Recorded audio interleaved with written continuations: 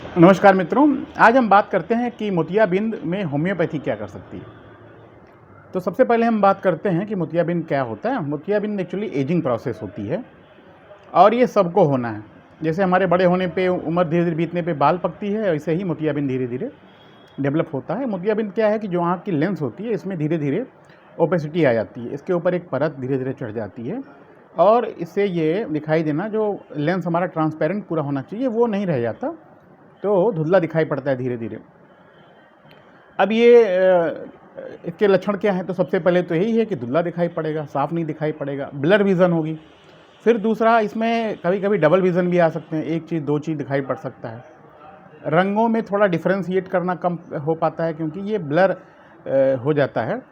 और पीछे जो रेटिना पे एक पॉइंट पे पड़नी चाहिए सारी रेज़, वो काफ़ी दूरी तक पड़ता है, जिससे कि इमेज ठीक से फॉर्मेशन नहीं हो पाता। मोतियाबिंद होने पे हमें शाम को या रात में देखने में तकलीफ़ हो सकती है, इसलिए ऐसे पेशेंट को अवॉइड भी किया जाता है कि आप जो है रात में, और ड्राइविंग तो बिल्कुल नहीं जानते हैं, गूगल से आजकल सभी लोग इतना पढ़ लेते हैं। हम सीधे आते हैं टॉपिक पे कि होम्योपैथिक में हमारा क्या कर सकते हैं। तो देखो, मेरा जो अनुभव है 20 साल का, ये मैंने ये देखा कि अगर टाइम पे जैसे ही शुरुआत हो 45-50 के आसपास, जब भी आपको लगे कि मोतियाबिंद की शुरुआत हो रही है, डॉक्टर ने आपको बताया, तो आप तुरंत होम्योपैथिक की हमारी दवाइयाँ सेवन करना शुरू कर दें। तो जहाँ है वहीं पे रुक जाएगा। मैंने बहुत केसेस ऐसे किए हैं और रिवर्स भी हो जाता है, बढ़ना तो बिल्कुल नहीं पाएगा, ये वहीं पे रुक जाएगा। धीरे धीरे ये रिवर्स करने का पूरा काम करता है। अगर ज़्यादा मैच्योर हो गया, पूरा लेंस ही एकदम ओपेक हो गया, तो फिर आप यही सलाह देती है कि आप ऑपरेशन करवा लें। आजकल तो ऑपरेशन बहुत आसान है, बहुत ईजी है, तो इसमें ऐसा कुछ नहीं है। लेकिन आप होम्योपैथिक मेडिसिन ज़रूर ट्राई करना चाहिए जब तक आप चाहें, क्योंकि मैं तो देखता हूँ पेशेंट को अब बिल्कुल आराम मिल जाता है, उनको विज़न भी धीरे धीरे क्लियर हो जाती है और सब कुछ ठीक होने लगता है। तो ये आपके ऊपर अब डिपेंड करता है, ऑपरेशन कराना चाहते हैं कि अगर मेडिसिन से इम्प्रूवमेंट है तो ठीक। मित्रों, होम्योपैथिक मेडिसिन की बात करते हैं तो सबसे पहले सिनेरिया आई ड्रॉप, सिनेरिया मार्टिमा आई ड्रॉप, और इसके साथ अगर यूफ्रेशिया वाला ड्रॉप मिल जाए तो ज़्यादा बेहतर है। तो ये डालने का 2-2 बूंद सुबह दोपहर शाम ये शुरू करवाते हैं। ये आँख में डालने के लिए ड्रॉप होती है। इसमें 2 तरह के आते हैं, अल्कोहल और बिना अल्कोहल के। तो मेरा ये अनुभव है, अगर अल्कोहल वाला डाला जाए, थोड़ा आँख में लगता तो है, लेकिन इसका असर बहुत जल्दी होता है। इससे रिजल्ट बहुत अच्छे देखने को मिलते हैं। बनस्पत जिसमें जो है अल्कोहल नहीं पड़ा हुआ है, वो आँख में लगता तो बिल्कुल नहीं, लेकिन उसका थोड़ा असर डिले देखने को मिलता है। फिर खाने के लिए भी हम दवाई देते हैं, यूफ्रेशिया 6x। हमने बताया ना, सिनेरिया मार्टिमा और यूफ्रेशिया ड्रॉप मिल जाए तो बेहतर है, नहीं तो केवल सिनेरिया अकेले यूज कर सकते हैं। खाने के लिए सिनेरिया यूफ्रेशिया दवाई 6x पावर में ये हम देते हैं खाने के लिए। और इसके साथ और दवाइयाँ जो अमूमन चलती है वो हम बता रहे हैं। बाकी दवाई तो होम्योपैथिक की डॉक्टर देख के डिसाइड करता है कि एग्जैक्टली क्या देना है और किस पावर में देना है। लेकिन मैं अपने अनुभव से बता रहा हूँ कि जो दवाइयाँ हम कॉमनली यूज़ करते हैं।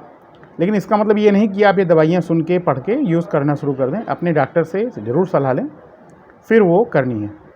और जो भी दवाइयाँ मैंने बताई, इसमें ऐसा नहीं सब लेना है। इसमें हो सकता है केवल 1 दवाई या 2 दवाई या 3 दवाई ही ज़्यादा दिया जाए, इससे ज़्यादा ज़रूरत नहीं पड़ती है। ये सिम्टम के हिसाब से डॉक्टर आपको देख के डिसाइड करेगा। तो अगली दवाई दे सकते हैं हम, कास्टिकम यूज़ किया जाता है इसमें। मेरा अनुभव है, मैं 6x पावर में इसको बनानी पड़ती है। जो मैं दवाइयाँ इसमें लिख रहा हूँ, ये रूटीन की दवाइयाँ अक्सर इसमें नहीं होती हैं, जो मार्केट में मिलती है, तो इसको बनानी पड़ती है। तो ये कास्टिकम 6x बहुत अच्छा देता है, इसमें रिजल्ट मैंने देखा है। साइलिसिया 11x में, ये भी मार्केट में नहीं मिलेगा आपको, ये भी डॉक्टर बना के देगा। कैलक्रिया फ्लोर, ये भी 11x में यूज़ करते हैं, ये पाउडर फॉर्म में हो जाता है, तो इसको चौथाई चम्मच सुबह दोपहर शाम, साइलिसिया 11x और कैलक्रिया फ्लोर 11x ये दिया जाता है।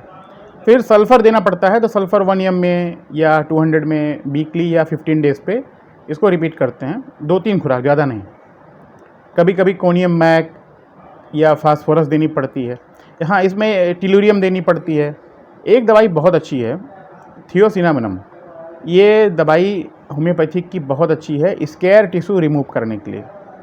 कहीं भी स्केयर फॉर्मेशन हो गया है तो उसको रिमूव करने के लिए, या ओपेसिटी आ गई है उसको रिमूव करने के लिए। तो ये थियासिनामोनम 2x पावर में मैं यूज़ करता हूँ। इसको भी बनानी पड़ती है, 3x में मार्केट मिल जाता है, 2x में 1-2 ही फार्मेसी बनाती है, नहीं तो आप डॉक्टर आपका बना के दे देगा खुद। तो इसको भी पाउडर फॉर्म में बना के चौथाई चम्मच सुबह दोपहर शाम इसको थोड़ा लंबे समय तक देते हैं तो जितनी ओपेसिटी है ये रिमूव हो जाती है धीरे धीरे। बहुत अच्छी दवाई है मित्रों ये थियोसिनामोनम। ये मज़ेदार बात आपको बताएं, ये बनती कैसे है। ये मस्टर्ड जो सरसों नहीं होती उससे बनती है। तो देखो होम्योपैथिक पोटेंटाइजेशन का कमाल क्या है कि एक सिंपल सरसों से इतनी चमत्कारिक औषधि है कि जो स्केयर मिटा देती है।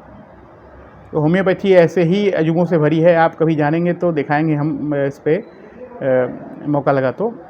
जो साइलिशिया बताया ना हमने ना, साइलिशिया सिल्का, ये बालू से बनती है। सोचो बालू कितना पूरा हर जगह मिल जाएगा आपको। तो अब लेकिन सिल्का जब बन जाती है इतनी चमत्कारिक मेडिसिन होती है कि इसको होम्योपैथिक नाइफ बोलते हैं। कभी कभी फोड़ा फुंसी न फूट रहा हो तो हम लोग देते हैं साइलिशिया पावर सेलेक्ट करके और अगले दिन ही ड्रेन हो जाती बिना उसमें चाकू छुरा कुछ लगाए। और सबसे अच्छी बात है केवल निकलता ही नहीं, उससे पूरा निचोड़ के वो पूरा उसको सुखा भी देता है, मतलब पूरी हीलिंग भी कर देता है। कह रहे साइलिशिया इतनी पावर है। बना कैसे? सिंपल बालू से। लेकिन यही डॉक्टर नीमैन की सबसे बड़ा योगदान समाज के लिए है कि पोटेंटाइजेशन की खोज उन्होंने की कि मेडिसिन को पोटेंसी बनाया जाए, कि कैसे एक सिंपल मेडिसिन को, सिंपल सामान को, सिंपल मेटल को उन्होंने पोटेंटाइज करके इतनी चमत्कारिक औषधियाँ बनाई। तो होम्योपैथिक में बहुत अच्छी ऐसे कोयले से बनती है, नमक से दवाई बनती है, लेकिन उसके बहुत चमत्कारिक होते हैं लाभ। तो ये तो मेडिसिन की बात रही। इसके अलावा हम थोड़ा बताना चाहेंगे आपको क्या करना चाहिए, और ये इसी के लिए, सारी बीमारियों के लिए है, जो भी आगे चर्चा करेंगे उसके लिए भी। हो सके तो तनाव कम करिए, स्ट्रेस लेवल कम करिए। बड़ा मुश्किल है आज के समय में, लेकिन योगा का सहारा और मेडिसिन से नहीं, खुद को रिलैक्सेशन करके और योगा के जरिए आप जो है तनाव को कम कर सकते हैं। प्रयास करें कि जहाँ रहते हो अपने कमरे में या ऑफिस में अपना वहाँ का टेम्परेचर आँख के अनुकूल सेट करें। बहुत ज़्यादा गर्म ना हो कि आँख पे वो इंजरी करे। और अपना खाना अच्छा सा रखें, फल खूब खाएं, सलाद खूब खाएं, पानी खूब पिएं और मस्त रहें, अपने काम में व्यस्त रहें और खुश रहें। तो ये मूल मंत्र है। तो मित्रों, वीडियो अच्छा लगे तो लाइक करिए, सब्सक्राइब करिए, शेयर करिए। और कुछ अगर पूछना हो या जैसे हमने पोटेंसिया बताई है बीच की, साइलिशिया, लेवनएक्स या कैल्केराफोर, ये अगर ना मिले तो आप हमको व्हाट्सअप करके हमारे यहाँ से मंगवा सकते हैं। धन्यवाद मित्रों।